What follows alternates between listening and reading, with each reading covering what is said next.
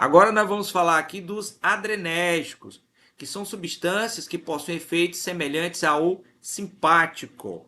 Então estão associados com luta e fuga os efeitos dos adrenérgicos.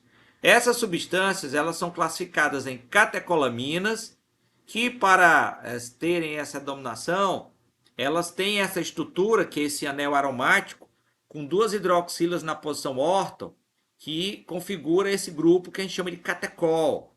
E elas também possuem um grupamento amínico, que é esse aqui onde está presente o nitrogênio. E aí, por possuir o grupamento catecol e amina, eles são chamados de catecolaminas. As não catecolaminas, elas vão ter geralmente alterações a nível principalmente dessas hidroxilas. Geralmente ou vai ter a ausência de uma ou das duas, ou outros ligantes que vão estar presentes aí. Daí o nome não catecolaminas. A principal diferença entre as catecolaminas e as não catecolaminas é que as catecolaminas elas são degradadas de forma mais intensa pela catecol-metiltransferase, que é a CONT, e pela monaminoxidase. As não catecolaminas, geralmente, elas são menos inativadas por essas enzimas. Então, as não catecolaminas vão possuir uma duração maior no corpo.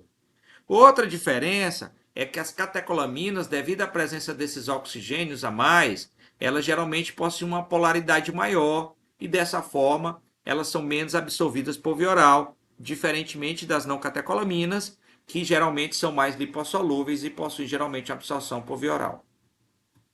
As catecolaminas clássicas são representadas aqui por esses exemplos, onde podemos citar adrenalina, noradrenalina, isoproterenol, dopamina e dobutamina, dentre outras. Então, nessa imagem, podemos verificar que a principal diferença de uma para outra catecolamina é a afinidade pelos receptores, pois os adrenérgicos eles se ligam em receptores alfa ou então em receptores beta. Então, geralmente, esses fármacos eles se ligam nesses dois receptores. Pode se ligar mais em alfa ou mais em beta, como podemos observar aqui o isoproterenol, que pela imagem a gente vê que se liga mais a beta, embora ainda tenha uma pouca ação em alfa. Já a norepinefrina, que é a mesma noradrenalina, tem uma ação maior em alfa, embora possa agir também em beta. Já a adrenalina, ela fica meio que em cima do muro, que é a epinefrina, podendo agir de forma parecida em alfa e beta. As não catecolaminas mais comuns são a fenilefrina, que está presente em descongestionantes nasais, como o Naldecon, pois durante a congestão nasal, geralmente ocorre vasodilatação, e a fenilefrina, como tem uma afinidade maior por alfa-1, ela desencadeia uma vasoconstricção, tendo esse efeito descongestionante nasal. A efedrina e a pseudoefedrina têm a ação tanto em alfa, em beta, funcionam como descongestionante nasal, pois agem de forma interessante em alfa-1. No entanto, elas também agem de forma a provocar uma broncodilatação, pois elas interagem com os receptores beta-2 presentes nos brônquios. Ainda também eles agem no sistema nervoso central, estimulando. A pseudoefedrina ela tem uma potência um pouco menor do que a efedrina, sendo essa mais utilizada, pois tem menos efeitos colaterais. O salbutamol, fenoterol, albuterol e clenbuterol são substâncias adrenérgicas seletivas para beta-2. E geralmente receptores que vão estar aí com esse númerozinho 2, pelo menos no contexto aqui dos colinérgicos e adrenérgicos, vão estar associados com inibição, dilatação e também relaxamento. Uma vez esses fármacos tendo afinidade maior por beta-2 na musculatura dos brônquios, eles provocam broncodilatação. Uma vez eles interagirem com beta-2 que está presente também no útero, eles causam relaxamento uterino. Outros adrenérgicos não catecolaminérgicos é o metilfenidato, que é utilizado no tratamento de TDAH, e a lisdesanfetamina, que é um tipo também de medicamento utilizado no tratamento de TDAH.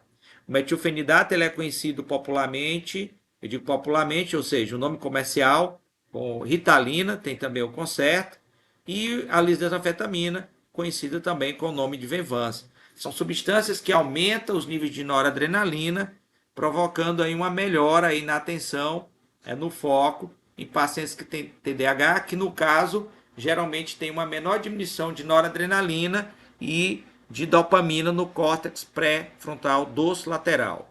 Esse metilfenidato e essa lisenzafetamina, além de aumentar a noradrenalina, também aumenta a dopamina.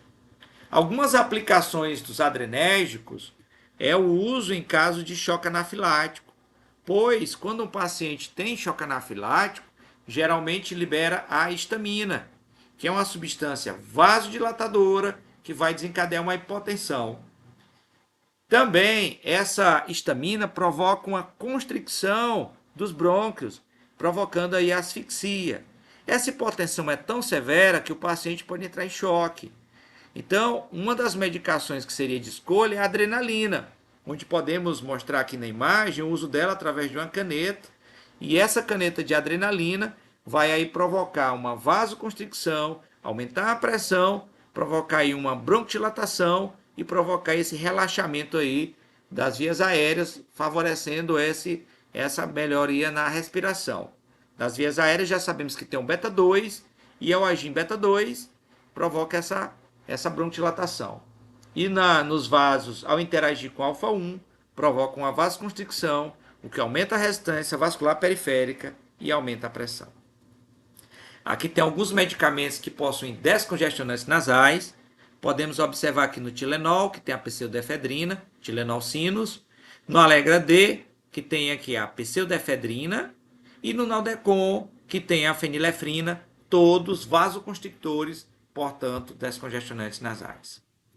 No tratamento da asma da DPOC, são utilizados beta-2 seletivos, como salbutamol, fenoterol, que é a substância do Berotec, clenbuterol e demais substâncias que citamos anteriormente. Em caso de parada cardíaca, pode ser utilizada a própria adrenalina, que é a epinefrina. Então, é uma situação que ela pode ser indicada.